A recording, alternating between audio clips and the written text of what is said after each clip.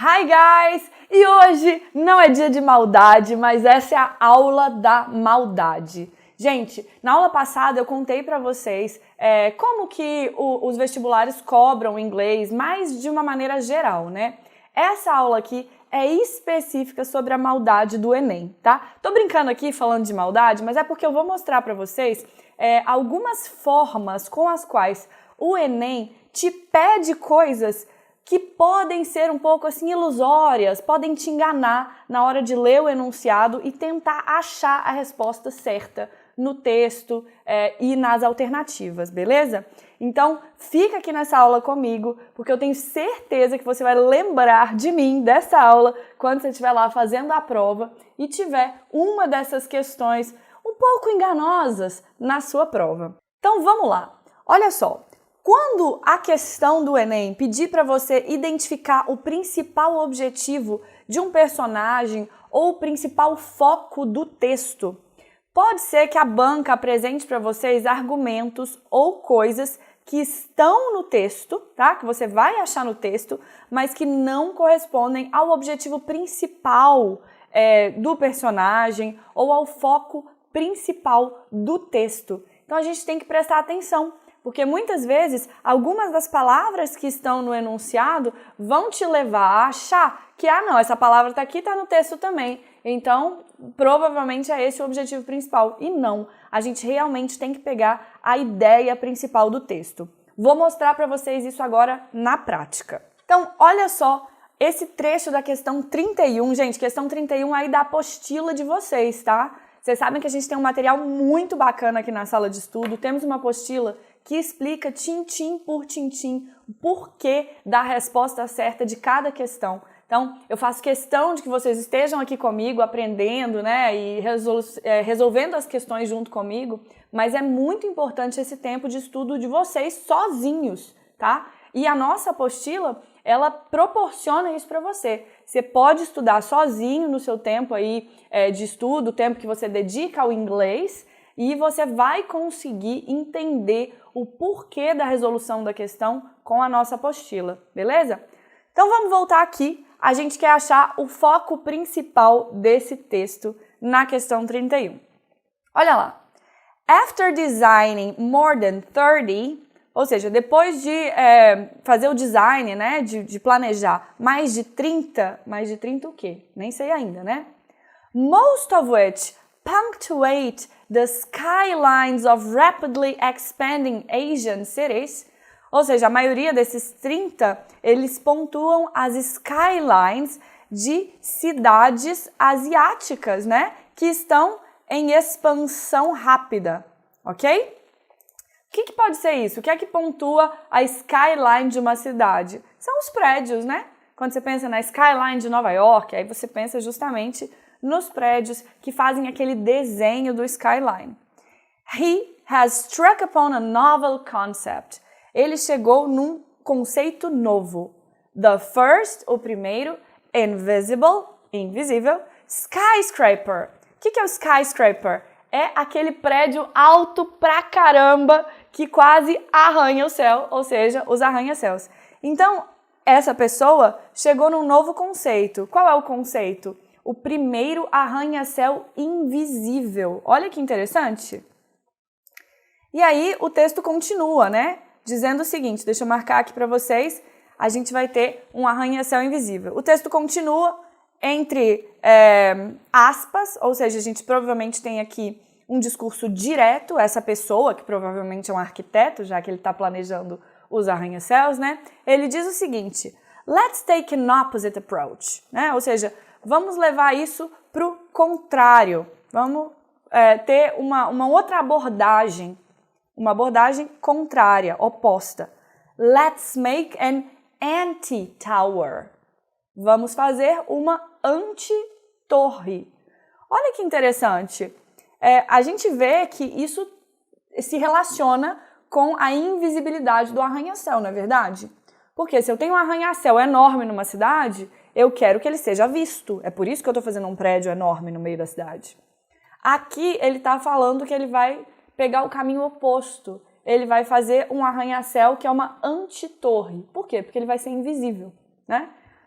Então, a gente entendeu aqui do texto que tem uma questão, né, de construir prédio nas cidades asiáticas, mas não é construir qualquer prédio, né? É construir algo tecnologicamente diferenciado, né? E olha só, the sky isn't the limit. O céu não é o limite for an architect building the world's first invisible skyscraper. O céu não é o limite para um arquiteto que está construindo o primeiro arranha-céu invisível do mundo. Beleza, então a gente entendeu aqui, né, o que o texto quer dizer. Tem essa palavra que é muito importante aqui no texto, que é skyscraper, que quer dizer arranha-céu. Se você ainda não sabia, já anota aí nos seus cards, né, para que você se lembre de vocabulário.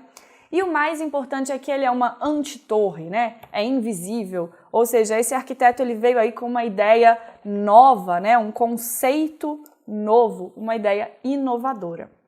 E aí é que chega a maldade do Enem. Olha só como é essa questão. No título e no subtítulo desse texto, as expressões a tall order e the sky isn't the limit são usadas para apresentar uma matéria cujo tema é. Então, aqui realmente o que o enunciado quer? O tema, né? O foco, o assunto desse texto relacionado a essas expressões. Uma delas estava lá em cima nesse trecho que a gente pegou, que é o céu não é o limite. E olha só quais são as alternativas. Inovações tecnológicas usadas para a construção de um novo arranha-céu em Seul. A gente viu, só partindo desse trecho, né, gente? Quem quiser ler a questão completa, por favor, vocês têm aí a apostila, tem a aula, mas aqui estou mostrando para vocês a questão do Enem mesmo, de como que a gente vai chegar no foco principal. Então, partindo do trecho, a gente tem inovação tecnológica? Claro, né? A gente tem aqui um novo conceito, ele não quer fazer qualquer arranha-céu, ele quer fazer uma antitorre. E a construção de um novo arranha-céu, exato, em Seul. Aqui pelo trecho a gente não sabe se é em Seul, mas fala das cidades asiáticas. Olha as outras. Confissões de um arquiteto que busca se destacar na construção de arranha-céus. A gente poderia ser ludibriado até mesmo por essa alternativa. Falei com vocês que tinha ali, né, um discurso direto do arquiteto. Mas é esse o objetivo, o tema principal do texto? C. Técnicas a serem estabelecidas para a construção de edifícios altos na Califórnia. Esse aqui ficou fácil da gente eliminar, já que a gente estava falando de cidades asiáticas. D. Competição entre arquitetos para a construção do edifício mais alto do mundo. Não, a gente só viu ali um arquiteto falando sobre o seu projeto. Mas olha como a E parece uma alternativa plausível nesse caso. Construção de altas torres de apartamentos nas grandes metrópoles da Ásia. A gente tinha ali no texto, né, as cidades asiáticas em expansão rápida, ou seja, grandes metrópoles asiáticas, e a gente também tem a construção de altas torres. Vocês podem aqui, uma dica, né, é verificar essa palavra, por exemplo, né? Será que a gente tem ali uma torre de apartamento? Isso não foi dito no texto. Mas eu tenho certeza que muitos alunos marcariam a alternativa E. Por quê? Porque ela faz sentido. A gente está falando de construção de altas torres nas metrópoles asiáticas. Mas esse não é o foco do texto. O foco do texto é que não é qualquer torre. É uma torre invisível, é um conceito novo, é uma antitorre. E é por isso que a resposta certa é a A. Qual que é o foco do texto? Qual que é o tema? Inovações tecnológicas usadas para a construção de um novo arranha-céu. Não é qualquer arranha-céu, é uma antitorre. E é esse o foco do texto. Vocês entenderam como é importante a gente ler o texto e compreender mesmo qual é o objetivo principal dele e não só ficar pegando as palavrinhas que se repetem, né? Vamos para a próxima pegadinha do Enem. A banca, ela pode pedir para você relacionar uma palavra com alguma coisa, né? E nesse caso, pode existir algo verdadeiro nas alternativas, que se parece com aquela palavra que até você conseguiria relacionar. Faz sentido, né? No contexto geral. Ou até que pode estar no próprio texto. Mas uma alternativa ela vai estar mais relacionada à palavra do que as outras. Olha só isso aqui no caso concreto, na questão do Enem. Questão 39. A minor bird. O texto começa assim. I have wished a bird would fly away. Wish, né? É desejar, é querer alguma coisa. Então, essa pessoa queria que um passarinho...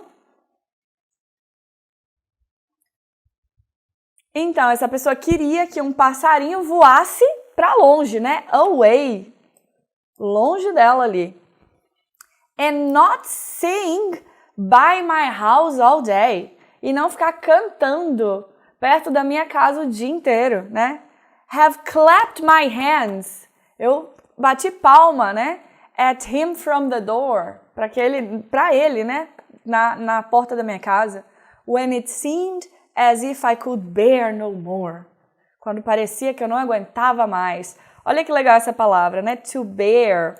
A gente sabe que bear pode ser urso, acho que a maioria de vocês já sabe, mas existe o verbo também, to bear, pode ser suportar, aguentar. The fault must partly have been in me. O que é the fault? A falta? Pode ser a culpa, né? Pode ser parcialmente, partly, minha, né? Ela esteve em mim.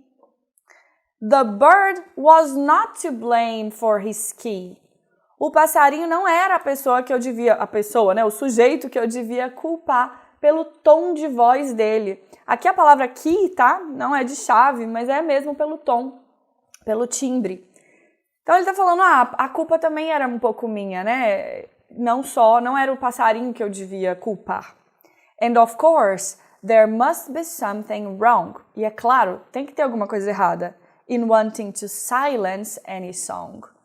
Em querer silenciar qualquer canção. E aí vamos lá, vamos ver como é que o Enem cobrou esse texto. Ele diz, no poema de Robert Frost, as palavras fault e blame revelam por parte do eu lírico uma. E é aquilo que a gente estava falando, eu preciso relacionar essas palavras aqui com as alternativas. Olha a primeira, culpa, já começa com algo que a gente acha que é plausível, não é? Blame, to blame, fault, não é culpa. Mas culpa por não poder cuidar do pássaro. Hora nenhuma ele queria cuidar do pássaro, né? Também não são verbos que estão no texto, né? To take care, por exemplo. B, atitude errada por querer matar o pássaro. Era por isso que ele sentia culpa? Vamos voltar aqui no texto, né? The fault must be partially mine. E the bird was not to blame. Mas ele não fala que ele queria matar o passarinho, ele só queria que ele voasse para longe, que ele parasse de cantar ali na cabeça dele, né? Necessidade de entender o silêncio do pássaro. Hã?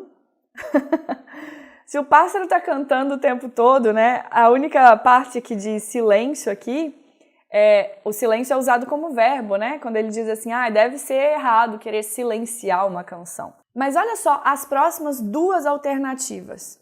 A D diz que essas palavras, fault e blame, se relacionam com uma sensibilização com relação à natureza do pássaro. E essa é a resposta certa, como vocês podem ver aqui no nosso gabarito. Mas a E diz irritação quanto à persistência do canto do pássaro. Eu, particularmente, achei essa questão, sim, uma maldade, uma sacanagem, porque realmente, né, quando a gente lê o texto, o que a gente vê? Qual que é o tema principal do texto? É a irritação do eu lírico, né, com o canto do pássaro, com a persistência do canto do pássaro. E isso pode parecer que ele está se sentindo culpado por isso, por ter ficado irritado, por não querer que o pássaro cante. Mas quando a gente volta no texto, olha só. The fault must partially have been mine. The bird, o passarinho, was not to blame, não tem culpa pelo tom de voz dele. né? E ele diz, e deve ter algo errado em querer silenciar uma canção. Ou seja, ele diz, é da natureza do passarinho, né? O que ele pode fazer por ter nascido cantando e com essa voz? Ou seja, sensibilização com relação à natureza do pássaro é aquilo que se relaciona com as palavras fault e blame, né? O passarinho não pode ser culpado pela sua natureza e, às vezes, a culpa é um pouco minha por não entender essa natureza do pássaro. Mas, realmente, eu tenho certeza que muitas pessoas marcaram a alternativa E. Por quê? Porque ela se relaciona mais com o texto todo, né? Com essa irritação que ele tinha com o pássaro cantando o tempo todo. Então, a gente tem que realmente focar na palavra e no contexto em que ela está inserida no texto para escolher com inteligência, sem se enganar, a alternativa correta em questões assim no Enem, tá bom? Vamos para a terceira forma de pegadinha do examinador do Enem. Olha só, uma informação que está nas alternativas pode nem estar presente no texto, mas ainda assim, essa alternativa pode ser a melhor quando a gente estuda todas as outras. Gente, a prova do Enem, ela é interpretativa, né? E algumas questões vão ser mais interpretativas do que outras. E eu não estou falando só de interpretação do texto, mas de interpretar também a questão, o enunciado e as alternativas. Então, às vezes, você vai ter a sensação de que todas estão corretas, todas as alternativas estão corretas, ou de que nenhuma está correta. E nesses casos, vocês têm que realmente analisar e interpretar cada uma das alternativas para conseguir selecionar aquela que mais se assemelha com o objetivo do texto ou com o objetivo da questão, entendem? Vamos aplicar isso aqui nessa questão.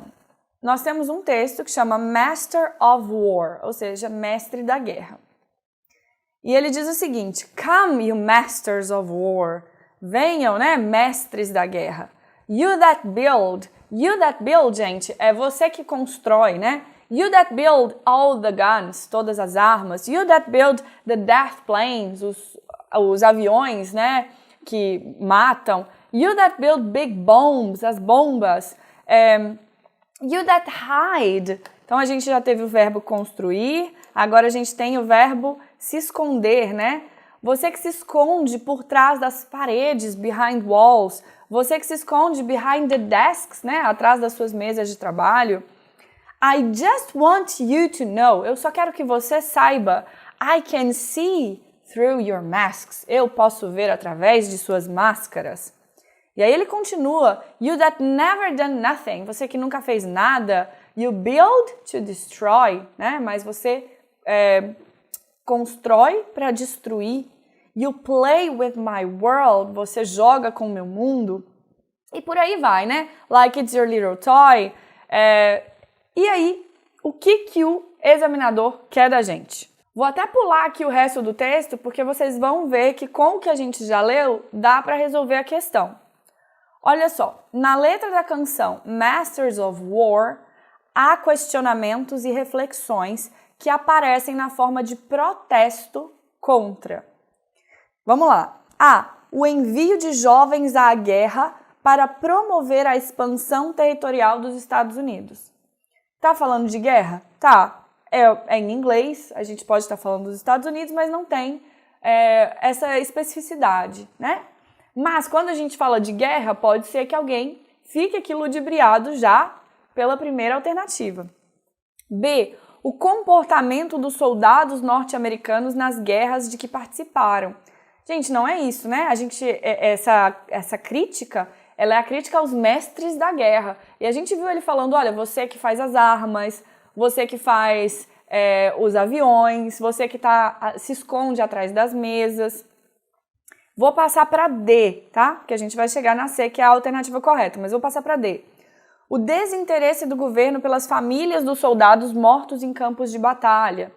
Ou as forças armadas norte-americanas que enviavam homens despreparados para a guerra. Nada disso estava ali no texto, né? E a C, olha só, o sistema que recruta soldados para guerras motivadas por interesses econômicos. Isso estava no texto? Também não, né? Assim, literalmente escrito no texto, a gente não tem nenhuma das alternativas. Essa é aquela questão que você vai ler o texto todo, vai procurar as palavras que se relacionam, vai ler todas as alternativas, vai sentar e vai chorar. Por quê? Porque não tem um caminho muito claríssimo, como acontece em algumas outras questões. Só que, o que a gente vai olhar aqui? Justamente aquilo que está por trás das palavras do texto. Nem sempre a questão, a alternativa que você vai escolher, ela está lá ipsis literis no texto.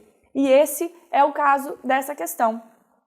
Qual que é a chave aqui, né? Está dizendo que o sistema recruta soldados para guerras motivadas por interesses econômicos.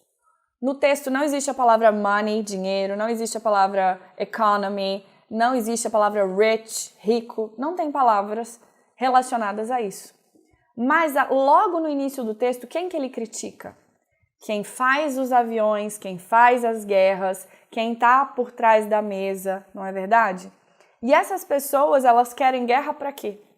Para vender as armas, para vender os aviões, ou seja, a gente vê que o texto, ele quer sim fazer uma crítica às pessoas, né, que recrutam outras pessoas para uma guerra por motivos meramente econômicos, motivados por interesses econômicos. Então, esse aqui é um grande exemplo de que o Enem é sim uma prova interpretativa e o inglês está aqui para provar isso também. Então, nessa questão, você poderia olhar e dizer, não, nenhuma está certa, porque não há tanta clareza, né, tanta relação de palavras mesmo com o texto. Mas a ideia do texto, ela está aqui na alternativa C. Beleza? Gente, a quarta pegadinha do Enem está aqui, olha só. A banca, às vezes, ela cita algo que está no texto, mas que ela não descreveu nem discutiu. Então, você pode bater o olho e falar, não, essa palavra estava ali, ou essa ideia estava no texto, mas ela apenas estava presente, ela não foi discutida mesmo, né? Não teve ali um desenvolvimento dessa ideia ou dessa palavra no texto. Olha só essa questão.